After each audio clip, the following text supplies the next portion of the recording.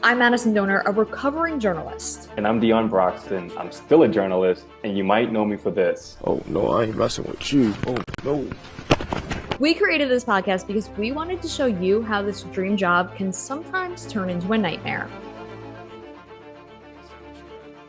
My first ever TV live shot was in a helicopter. I would get up to go to work, and like my wife's up with the kids and they're crying, and I'm like, sorry, I got to go to work.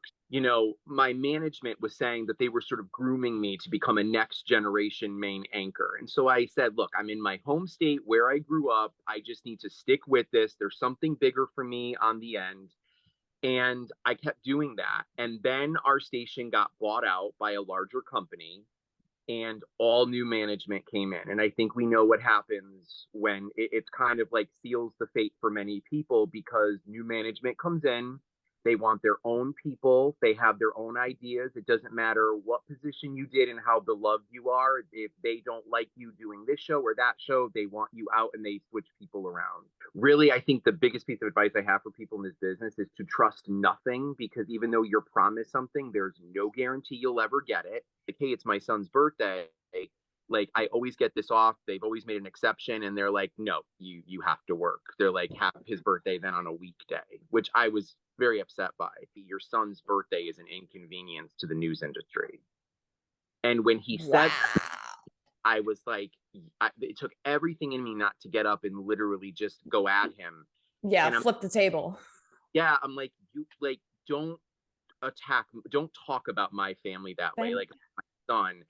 And I knew at that moment, I was like, this is just not going to work anymore. Being pushed aside, you know, it's a hard business as it is, because you're constantly entrenched in the negativity of the news and all the bad that's happening in the world. And I don't know if this happened to you guys, but like, you start to like inherently take that on emotionally, and it's very difficult. The reason he said all this to me was he then handed me a contract and said, you're on performance review. We're giving you just a 1-year contract with no raise. You know what? I can't do this anymore. I can't live in limbo every year wondering if I'm going to be renewed. I don't want to, wait until I'm in my 50s and I have kids in college and they can me for no reason. Because we know in this industry, people get canned for no reason because you're making too much or someone doesn't like you in, being the main anchor of the evening shows. I literally am in a job where every skill that I acquired over 12 years came with me. I'm getting paid more. I'm working Monday through Friday, no holidays or weekends. I feel valued. I feel respected. I literally, professionally, I've never been as happy as I am right now. I used to talk to my wife and I'd say, well, what if we move somewhere else?